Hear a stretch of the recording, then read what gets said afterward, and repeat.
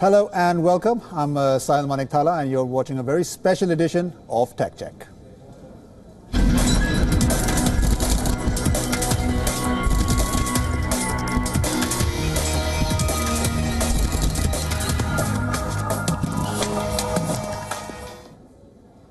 Now, like I said, today's show is very special because it's all about games. The biggest gaming conference, the E3 or the Electronic Entertainment Expo, kicked off this week in Los Angeles and brought us some big announcements. Industry heavyweights like Sony, Nintendo, Ubisoft all took center stage and introduced fans to some fantastic games. But the one company that got all the headlines at this year's E3 was undoubtedly Microsoft, who unveiled the world's most powerful gaming console yet, the Xbox One X. So let's take a look at what all the new gaming console has to offer. To welcome the newest member of our Xbox family, fittingly named Xbox One X.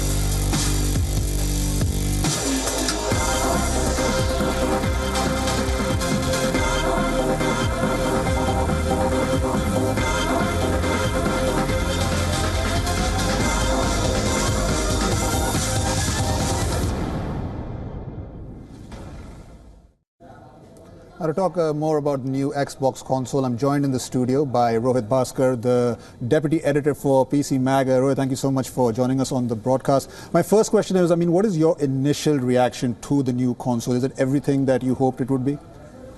It's a very powerful console. We already knew going into E3 that it was going to be a very powerful console. And it has a 6 teraflop GPU, which is roughly equivalent to a GTX 1070 on a PC. So that is some real power there. I'm reminded of trade analysts when they were talking about the Xbox 360 and PS3, how it lasted like 7 to 8 years. And this generation, you're already starting to see console refreshes very early in the console life cycle. I think this is a sign that the consumers have already spoken. They want more powerful hardware. Now the challenge for the companies is to bring that powerful hardware into a very affordable price point for the consumers. Right. And that is going to be a big challenge. We saw Sony face this problem with the PS4 Pro, which has just now started to sell, and the Xbox is already priced at around $499, which is a steep price for anyone looking to buy a console. Okay, well, I'll talk a little bit more about the pricing, but before that, what do you think about the name? Why did they go with X? They've originally came with Scorpio, which I think is an awesome name, but now they've gone with X. What do you think the reason behind that is? They've already mentioned that X is the amount of power of the console, right, and that's why they went with the name Xbox One X. But if you look at the console lineup now, they have the Xbox One S and they have the Xbox One X. Yeah. So if you say that 3 times fast, there's going to be a lot of confusion. Well, can you say it 3 times? Say it 5 times at least in a row. Let's see how well you do. Xbox One S X, Xbox One S X. So it's a very confusing, nomenclature. Right. But the thing is, the console itself is really powerful. It's very compact, which was surprising because you don't expect such a powerful console to be smaller than the original Xbox One. And they showed off Anthem by BioWare at the E3, and it looked awesome running on the Xbox One X. So it definitely does have graphical capabilities. We just have to see how the consumers react to it. Right, and at almost $500, who is the Xbox One X actually for? I would say those who haven't bought a console this generation, I think it's geared perfectly for them. It makes sense for them to buy an Xbox One X.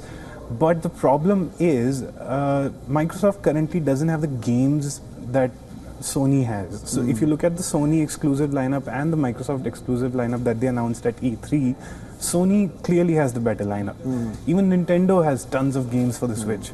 Microsoft, on the other hand, you can count the exclusives on on your fingers. Right. So it basically is for people who are looking for an alternative for a PC in the living room, which is what I would say. A PC like a GTX 1070 PC equivalent in the living room. Right. But at that price, I mean, it's about what, $100 more expensive than the PS4. I mean, considering that, I mean, do you think that's a good strategy? Are they a bit concerned, considering that, like you said, that the PlayStation has a much better lineup? Do you think people will actually go for this new console? It depends, right? Because Xbox already went into E3 saying that this is going to be a premium console, and they have done this before. They have done it with the Xbox Elite controller, which was a $150 controller. Right. So, but that did sell. So it depends on the consumers, but I think it will ultimately come down to games, and right now I think Sony is winning. Because Sony has that edge, at least game-wise. But they're also, Microsoft calling this the first truly 4K gaming console. But now the question is, can people actually really appreciate that? Because I would imagine you would actually need to, get the full glory of 4K. You would actually need 4K televisions, which not a lot of people have. Exactly, and another problem is if you look at the conference, the Microsoft conference, they were infatuated with specifications. They were mentioning specifications like 7 billion transistors, but no one mentioned frame rates, right. which is why the console refreshes took place in the first place. So we still don't know if the games we will be able to play games at 60 frames per second on the new console. Right. But it definitely does do native 4K, which is really impressive. No other console on the market currently does that. And I think it's a good console. It's just priced way too much, according to me. Also, hardly any first-party gaming there was no announcements. Halo. Where's Halo? I mean, I was at least expecting to see Halo, but no Halo whatsoever. I mean, to be fair to Microsoft, they did have Gears of War come out last year, so they couldn't have bought that into E3. But Halo, some kind of Halo should have been there at the conference. Instead, we got Crackdown 3. Right. Forza Motorsport 7 looks really good. Crackdown 3 looks a little odd with a Terry Crews trailer, and it was a little awkward presentation.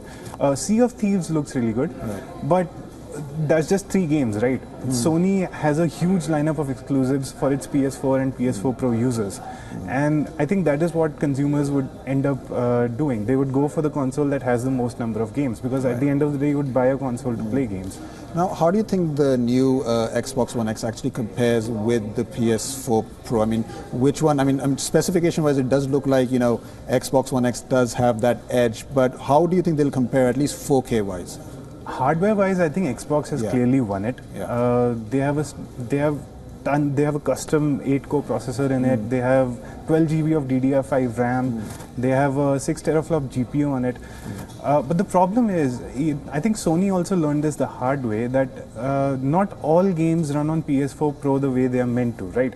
Because the problem with having 2 consoles like PS4 and PS4 Pro and Xbox One S and an Xbox One X is that you have to design games for both the consoles. Right. So ultimately it's in the hands of the developers whether we get those visual enhancements for the Xbox One X or not. Microsoft is promising, they are saying that all games released on Xbox One X will be visually enhanced or will be performancely enhanced some way, but I think we'll have to wait and see how developers really respond to this, because it's extra work for them to program for 2 consoles instead of just 1. So let's talk about games, because that's what at the end of the day E3 is all about. What were some of your favorite? We'll go one by one with each studio, but let's start with Microsoft. What were some of your most favorite games from them? I think, as I mentioned, Forza looks really good. Crackdown 3, even though they had an awkward presentation, still is good. Sea of Thieves, Rare finally doing something other than Kinect titles. Sea of Thieves looks really interesting. There was Ori and the Will of the Wisps, which is the sequel to the fantastic Ori and the Blind Forest. From the Sony side of things, we have Days Gone, we have the new God of War that is coming out. From Nintendo, we have Pokemon Deluxe. We also have Superman Odyssey. Super Mario Odyssey, yes. That one as well. That looks really interesting. So there were tons and tons of games released at E3. Okay. I mean, now, when can we actually expect this new console, the Xbox One X, at least to, arrive in India, and what sort of price are we looking at? Going by how the PS4 arrived in India, I think the PS4 arrived relatively quickly to India within, I think, 3 or 4 months after the international launch. And it's priced at $40,000, so but internationally it's priced at $399. So you would guess that the Xbox would launch around $50 in India, and it would be here next year. Now, all the major companies, chose to focus on, games at this E3 press conference. Did that actually imply that Microsoft didn't really have a whole load of impressive games to show off? Is that the idea you got, at least? No, they did have impressive games, but just not enough exclusive games. Not exclusive games. Yeah, there is a difference. The thing is, all having such a powerful console like the Xbox One X automatically means all the multi-platform games will look better on your system than any other system. But the problem is the number of exclusives, the first-party exclusives that Microsoft has right now is kind of lackluster compared to the other two companies.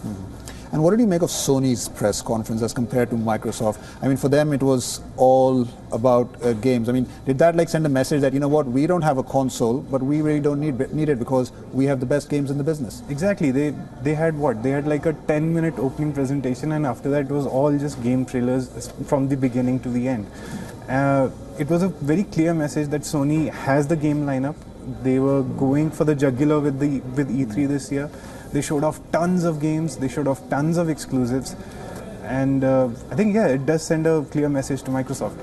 So for you, I mean, walk us through some of the winners and losers from this event. In your, I mean, you think who stood out the most and who just didn't have any, you know, pardon the pun, any game whatsoever? I think presentation-wise, Sony stood out the most. Games-wise, I think it's a tie between Nintendo and Sony, even though we don't get a Nintendo console in India very often. Yeah. But still, I think Nintendo and Sony had the best games lineup. Microsoft still has a little work to do on that department. The presentation was not bad actually. The E3 presentation itself was pretty good. Phil Spencer was on his tops game. But I think games-wise, I think Sony and Nintendo kind of took it away at E3 this Also, year. you know, let's just talk about, you know, the games that are getting VR. You know, we saw Fallout, we saw Doom. I mean, is this the right way to go? Is this the strategy forward? Is that the future? I think VR is still a medium where people are experimenting a bit just to find what the correct game would be for a VR headset. Like we had Farpoint that released earlier this year on PSVR, which was a first-person shooter, which was well received, but people did complain that they were getting motion sick playing that game. And I think right now VR is still in its infancy stage, which is kind of weird because it's been so long since VR has been out. But I think people are still figuring out how to go, what is the right way to go about VR. So, I mean, what is the future now for these gaming companies? I mean, like if you look at Microsoft, they've come out with the console. You've looked at Sony and Ubisoft and all these other companies. They've come out with mostly games. But I mean, nothing for me, at least, apart from the Xbox One X, which was, you know, pretty cool to see a new console. There was nothing that at least grabbed my attention because every year it seems to be the same. I mean, do you think at the end of the day they should just primarily focus on games, or should they bring more innovations out every year? Should that be the idea? I think it's a little tough to do innovations every year. I mean, it would be good to see innovations every year. It would be great to see hardware each year, but that's kind of tough to do given the amount of time it takes to actually research and build a console. But the games lineup this year was pretty good. I think if we focus on just the games, I think E3 was pretty good this year. Right. But also we didn't, you know, see any more, you know, announcements from people like from companies like, you know, Oculus or, you know, from HTC when it comes to headsets. I mean, do you think that was a bit of a letdown to see, you know, more, maybe if not a new headset, but at least, you know, some more upgrades to the virtual reality environment? I think no. I think HTC Vive and Oculus Rift already have been getting tons of updates even before E3. I think last year HTC Vive got an update. Steam VR is now coming to Mac, as Apple announced at WWDC. So VR is doing pretty well, and they are going multi-platform. Right. So I don't think they needed to come to E3 with any major announcements because they've been trickling announcements throughout the year. So also let's just very briefly, I want to go back to Xbox again because I forgot to ask this. Backward compatibility, more games are now included. Do you think Sony should also be, you know, including this much more in depth? It's obviously a very good thing because now Xbox has announced that the original Xbox, the very first Xbox, the games on that would now be playable on the Xbox One, which is a very good thing because you get access to a huge game library. Plus, Xbox has this cross-platform thing going on where a game launched on Xbox will also be launched on PC, which is cross-play compatible. Yeah. Sony should do something But like why that. do you think they haven't made that? Why haven't they made that jump yet? I mean, what's holding them back? What are they exactly worried about? Because the way that Xbox is going about it is through software emulation. I think Sony doesn't want to do software emulation. They already have a company that does basically a kind of PS Now kind of streaming service, which does roughly amount to the same thing, but I still think they're working on it. Right. The way that Xbox does it is through software emulation. So I think there is two paradigm difference between the way that both companies approach backward compatibility. Just one final question for you now, Rohit. I mean, when can we expect, the new Xbox made with the third-party game, beg your pardon, developers? When can we see, that doesn't have any Xbox One X? When do you think that will be improved, at least for the third-party games? I would assume that the third parties would already have their hands on the Xbox One X by now, because the developer kits for the console already started going out last year. Yeah. And when it was still called Project Scorpio. So I think most of the developers have already started working on it, and we should start seeing games at the end of this year or the starting of next year. Okay, well, it sounds like a very positive future, at least for gaming, especially if you are a Microsoft fan. But Rohit, I think we leave it there for now. Thank you so much for joining us here on the broadcast. Well, that's it for this edition of Tech Check. But if you feel like this discussion didn't satisfy all your E3 cravings, then make sure you tune in to watch our E3 special on Tech It Out at 6:30 p.m. This Saturday only on WION. Thank you for watching. More news and updates on the other side.